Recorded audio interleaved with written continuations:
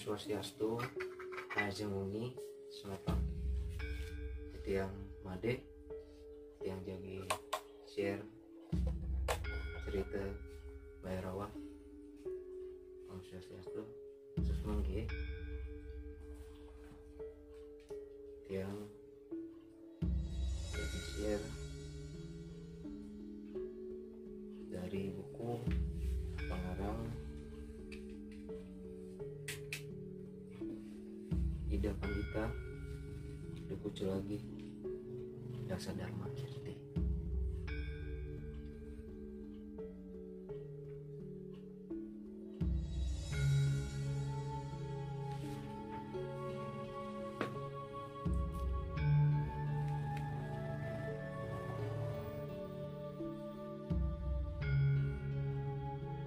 Karena banyak disalahartikan pengertian tentang Bayarawa, bahwa penganut Bayarawa itu sering dibilang sesat atau ajaran ilmu hitam, tapi kenyataannya sebetulnya bahwa Bayarawa itu tidak sesat, karena tergantung kita penempatannya ada di posisi negatif atau di posisi positif. Karena dalam ajaran itu semua itu balance atau seimbang, dalam artian setiap ada keburukan pasti ada kebaikan, begitu juga sebaliknya, setiap ada kebaikan pasti ada juga keburukan. Karena yang 5 inti ya, jadi 5 inti dari Bayarawa,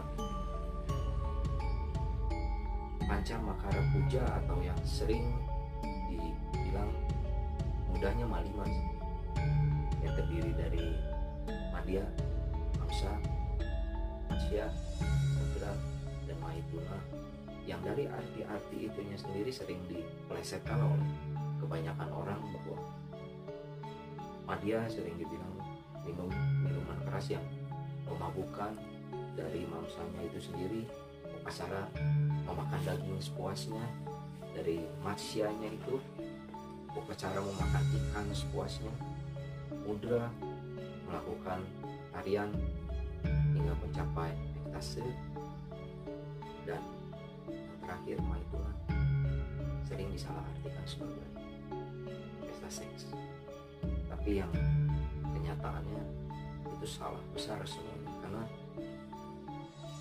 buat saya hidup itu bagaikan dua sisi mata koin yang berbeda, ada dharma dan ada adharma. Arti dari Madya itu sendiri yang sebetulnya bukan upacara bisa dibilang minum-minuman yang sifatnya membuat kita menjadi mabuk. Secara harfiah Madya itu yang artinya tengah. Kita hidup berada di jalan tengah yang semuanya harus seimbang atau balance, tidak terlalu keras, tidak juga terlalu lunak, tidak terlalu bahagia ketika kita tidak terlalu senang ketika kita mengalami rasa bahagia, juga tidak terlalu merasa bersedih sekali ketika kita mengalami kesulitan, kesusahan, atau ketika kita mendapatkan cobaan dalam kehidupan ini ataupun yang lain. Yang kedua, Mamsa sering salah artikan oleh kebanyakan orang yang berkata bahwa ajaran Bayarawa atau seseorang yang menganut Bayarawa itu sebagai menganut ajaran sesat atau ilmu hitam. Tapi yang sebetulnya tetap saya katakan itu tidak salah, dan itu bukan ajaran ilmu hitam. Yang kedua, kita bahas tentang Mamsa itu bisa dibilang dalam bahasa Sanskerta kombinasi antara otot dengan daging, yang artinya dalam tubuh setiap manusia itu berkaitan dengan lidah. Bukan upacara memakan daging sepuasnya yang memberikan kita pelajaran dan arti bahwa kita harus bisa menjaga lisan kita. Kita harus bertutur kata dengan baik, menjaga pembicaraan kita, bagaimana caranya supaya agar kita tidak menyakiti orang lain melalui ucapan kita. Dan mamsa yang sebetulnya artinya itu karena di dalam buku karangan Ida Pandita Dukuh Celagi Daksa Dharma Kirti menjelaskan bahwa mamsa itu bukan berpesta makan daging sepuasnya. Karena saya pun bisa dikatakan saya belajar ilmu Bhairawa, atau yang di Bali mungkin dikenalnya Tekno. Dan yang ketiga, kita membahas tentang matsya, yang dibilang matsya itu memakan ikan sepuasnya, yang sering disalahartikannya seperti itu, tapi yang sebetulnya bahwa matsya itu bukan memakan ikan sepuasnya. Dan mengapa pelambangan dari matsya itu sendiri ikan, hewan ikan.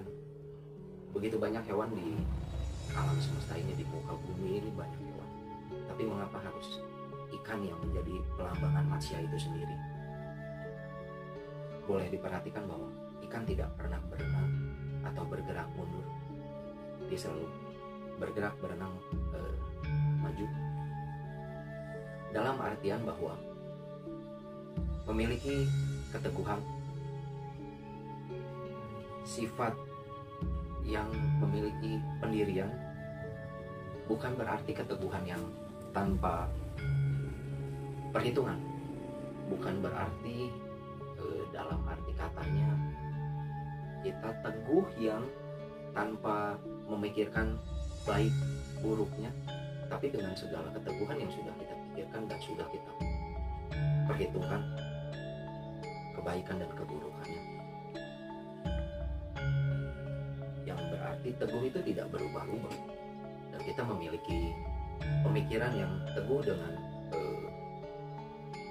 segala pemikiran kita yang positif. Karena ketika kita berpikiran negatif, mau bagaimanapun juga, sebaik apapun seseorang yang pernah ada di hidup kita, ketika kita memikirkan sesuatu hal yang negatif terhadap sosok seseorang ini, kita akan selalu memikirkan dia bahwa dia itu selalu negatif. Karena pernah ada pepatah mengatakan bahwa 1000 kebaikan akan kalah, tidak akan pernah diingat hanya dengan satu keburukan kita. Karena kebanyakan manusia, kebanyakan orang hanya mengingat keburukannya saja, tidak pernah mengingat kebaikannya. Dan yang keempat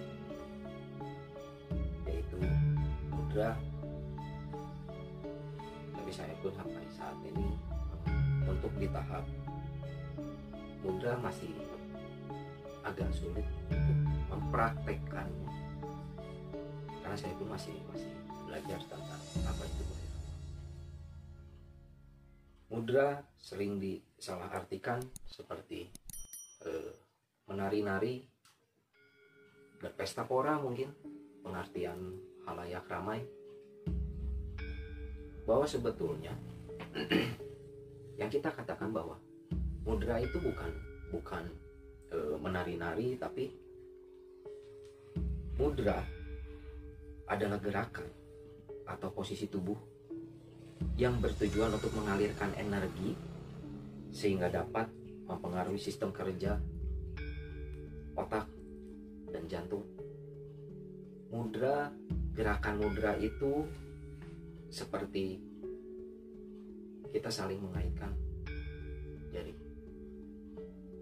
Kita saling seperti ini. Kita seperti mengaitkan jari yang saling berkaitan. Dengan cara melengkungkan, menarik, meregangkan, menyilangkan. Seperti yang tadi saya contohkan, menyilangkan itu. Dan menyentuhkan jari dengan jemari yang lainnya. Bukan menari tidak karuan atau mungkin menggerakkan tubuh dengan tidak karuan. Itu sebetulnya bukan, karena banyak orang yang menyalahartikan tentang arti-arti dari yang tadi sudah saya jelaskan. Dan yang terakhir, mungkin ini ceritanya agak panjang karena orang menyalahartikan bahwa Maituna adalah pesta seks, bersetubuh, yang sebetulnya juga itu kebanyakan orang salah mengartikan bahwa Maituna adalah pesta seks.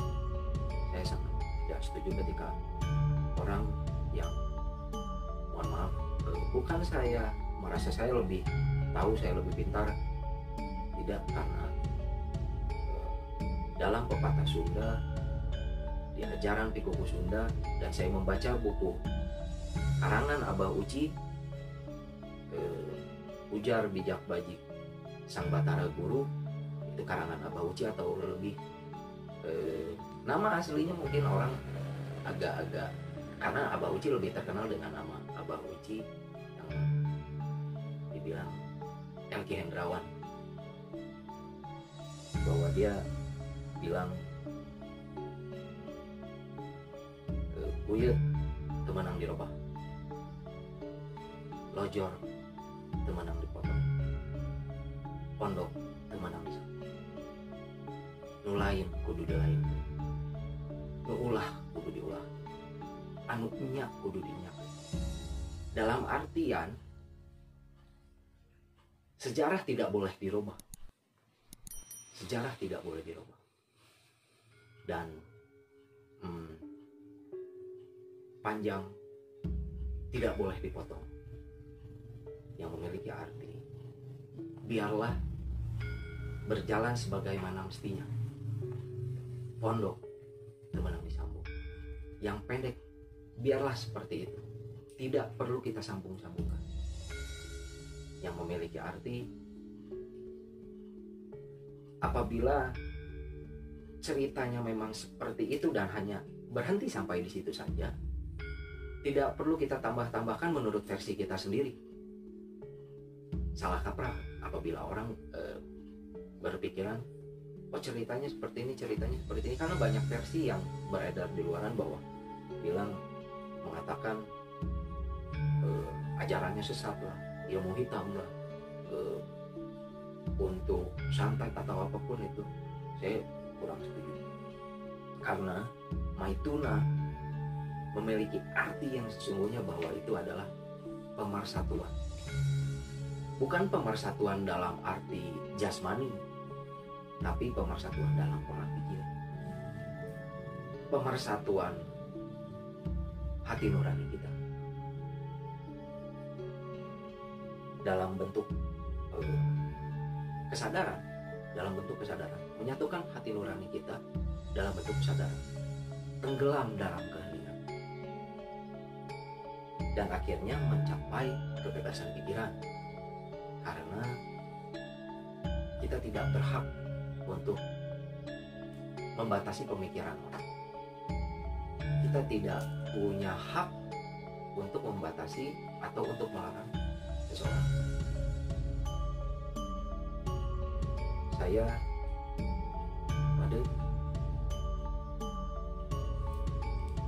lebih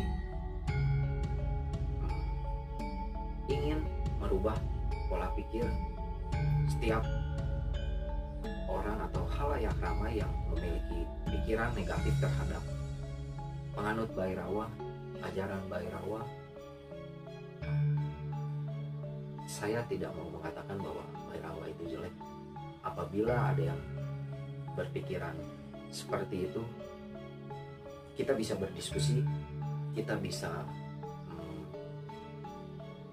ngobrol lah, ibaratnya kita bisa ngobrol, kita duduk santai bertukar pikiran untuk lebih mengenal ajaran Bhairawa itu sendiri.